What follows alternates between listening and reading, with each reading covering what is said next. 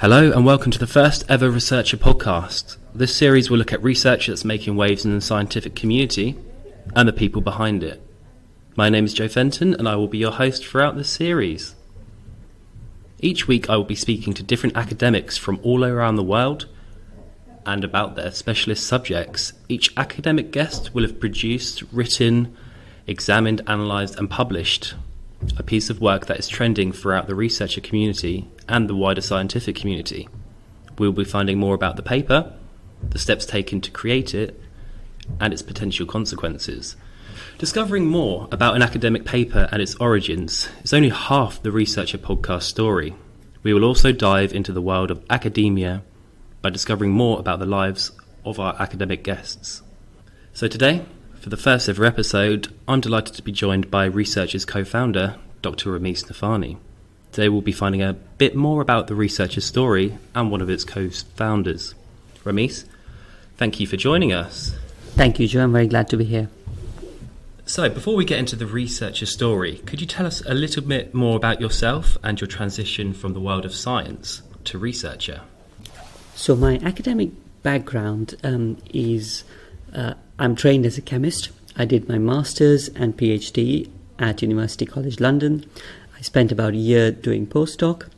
I also spent a couple of years in industry before leaving science and joining a technology company, out of which we then started Researcher.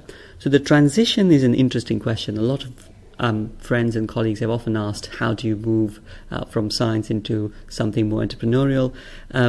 But the honest answer is you gain a lot of skills when you do your PhD and your postdoc, and it's about finding something that you love. I was quite interested in technology. I was interested in science as well, and I found this niche, and we started a project and it took off really well. So I would think I was pretty fortunate. But to others who are thinking about transitioning out of science, I think you pick up a lot of soft skills and other skills which are really valuable in the outside world. And if you find what you are after, you can make a big difference in whatever field you end up with. Okay, so you said you did your PhD at University College London. Could you tell us a little bit more about what you did during your PhD?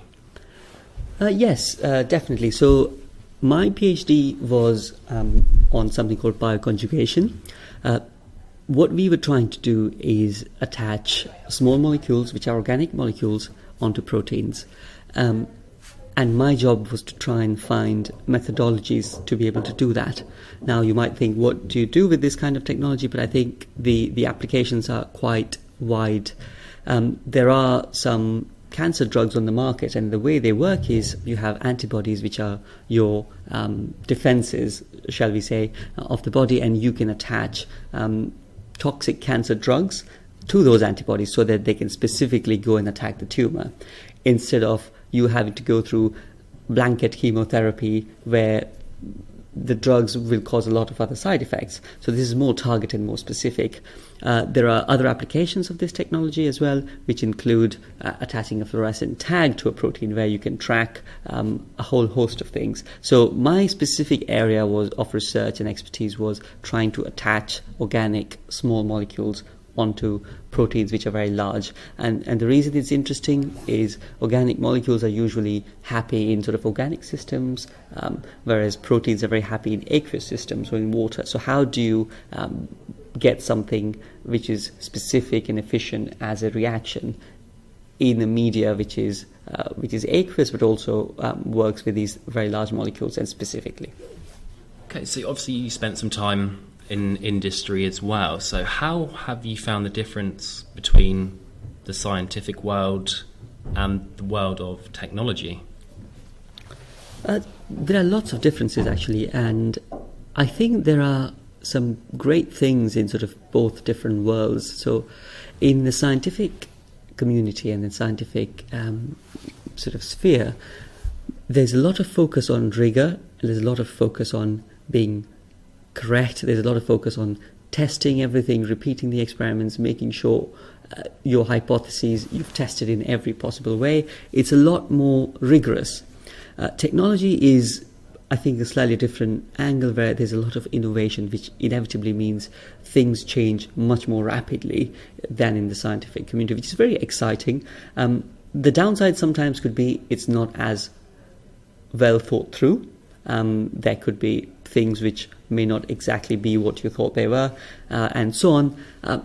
I think there's some great ideas in both. And I also think there should be some cross-pollination. So there are some methodologies in the technology sector, for example, agile process in how do you develop software, could really be useful in academia, where things are a little bit more laid back and you kind of keep working on something for a very long time without very clear and precise deadlines and so on.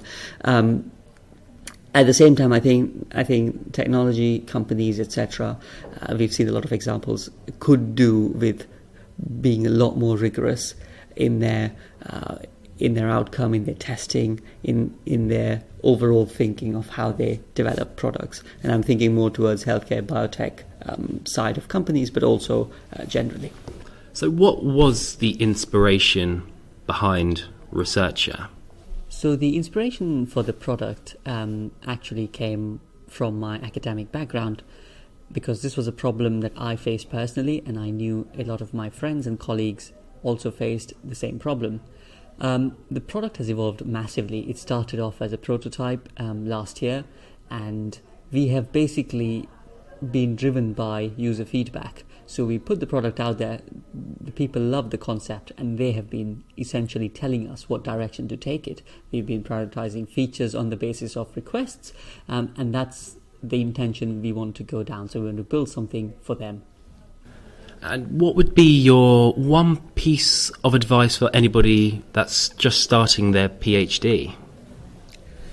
The one piece of advice that I would give is to try and understand their area of research quite quickly by reading a lot of papers. I think from my own experience, you are a little bit naive when you first get in. I think a thorough understanding of the state of the art, what has happened before, which direction the field is going, you can only get by reading a lot of literature. And once you have that, the ideas will come. You will inevitably hit upon something really interesting, and you have to obviously going to be able to try a lot of different things. But what is important as a base from my perspective is to try and get a really solid understanding of the existing state of the art, what things have been done, what things have been tried, and which direction the field is moving. That, I think, sets you up for the rest of your PhD.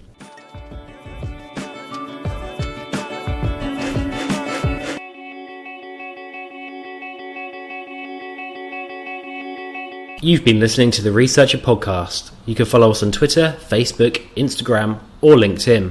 Alternatively, you can find us at www.researcher-app.com, or if you fancy, you can drop me an email at joseph.fenton@researcherapp.com.